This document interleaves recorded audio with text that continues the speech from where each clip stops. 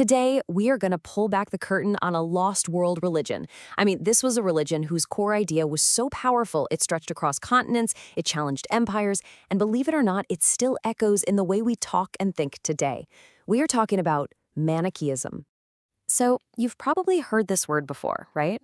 Maybe it was tossed around in a heated political debate, or maybe you read it in a movie review.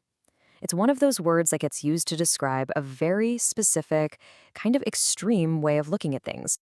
And that's exactly what it means. It's a worldview with absolutely no gray areas. It's all a cosmic battle between total opposites. Good versus evil, light versus darkness, us versus them. It's such a simple idea, but it's incredibly potent. Well, here's the thing. This isn't just some personality quirk or a modern political jab. It's literally the ghost of a real, organized religion that once went toe-to-toe with Christianity and Buddhism. So let's follow the breadcrumbs and trace this idea all the way back to its source. Okay, so our story kicks off way back in the 3rd century, in the Persian Empire. And it all starts with a prophet named Mani. Now, Mani didn't just believe in good and evil. For him, they were the two fundamental competing powers that created and defined, well, everything. And here's what made this idea so completely radical. For Mani, evil wasn't just, a lack of goodness. No. Evil was a thing. It was a substance, a real, independent power that was just as ancient and eternal as God. This wasn't some story about a fallen angel. This was a war between two equal cosmic kingdoms. So, how did these two totally separate kingdoms get all mixed up in the first place?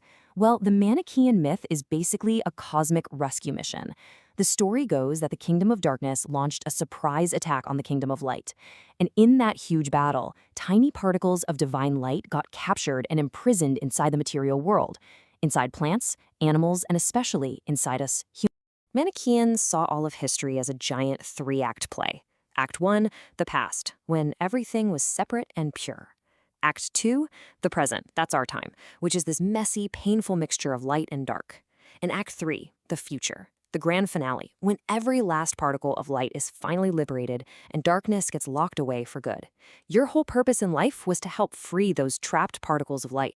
Now, this was way more than just a cool philosophical idea. It was a highly organized religion built from the ground up for global expansion. You see, Mani saw himself as the final prophet, the one who was here to perfect the teachings of Jesus, Buddha, and Zoroaster. And he designed a church specifically to take that message to the entire world. The way they structured their community was actually brilliant. It had this clever 2-tiered system. At the top, you had the elect. These were the spiritual superstars, living a super strict life of celibacy and vegetarianism, all designed to release the light within. And then you had the hearers.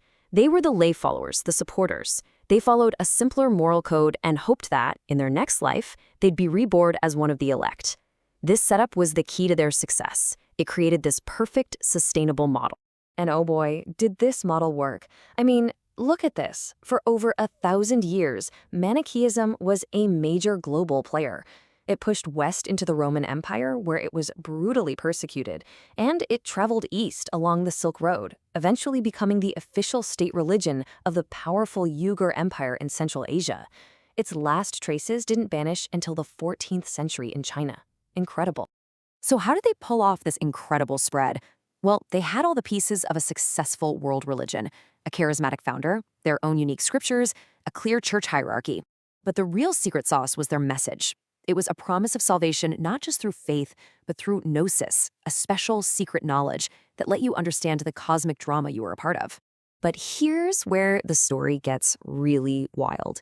Even after the very last Manichaean church shut its doors for good, that core idea, that powerful, radical dualism, it just refused to die. And you could argue its greatest legacy was found in the mind of one of its most famous followers, who later became its greatest enemy. And that enemy was none other than Saint Augustine, one of the most important thinkers in all of Western civilization. For 9 years, as a young man, he was a devoted Manichaean hearer. That Manichaean explanation for evil, that it was a real, physical force in the world, it finally gave him an answer to the question that had tormented him his whole life. So when Augustine finally converted to Christianity, he had a huge intellectual problem. He couldn't just walk away from Manichaeism. He had to intellectually destroy the system that had captivated him for so long. Why? Because the idea of a powerful, co-eternal evil was a direct threat to the Christian concept of a single, all-powerful, all-good God. His solution would shape Western theology for centuries to come. It was a concept called privatio boni, the privation of good. Augustine's big idea was this: evil has no substance. It isn't a thing at all. It's just a hole, a corruption, an absence of the good that's supposed to be there. Just like darkness isn't a thing, it's just the absence of light. Augustine's takedown was so total that Manichaeism basically became the ultimate heresy. For centuries after, anytime a new religious movement popped up that seemed a little too obsessed with dualism, like the Cathars in medieval France, the authorities would just pull out the old playbook and slap them with the label Neo-Manichaeans. And all of that brings us right back to today, where this ancient idea is still very much alive and kicking. The big philosophical debate about the nature of evil, it's still basically the Manichaean argument versus the Augustinian one. The word itself is part of our everyday vocabulary. And our biggest, most epic stories, think Star Wars or Lord of the Rings, they're built on this deeply compelling conflict between a pure light side and a corrupting dark side.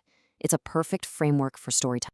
So the next time you hear someone call a situation Manichaean, you'll know it's so much more than just a fancy word.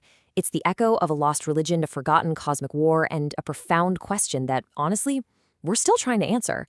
What really is the nature of evil, and what part are we meant to play in that ancient story?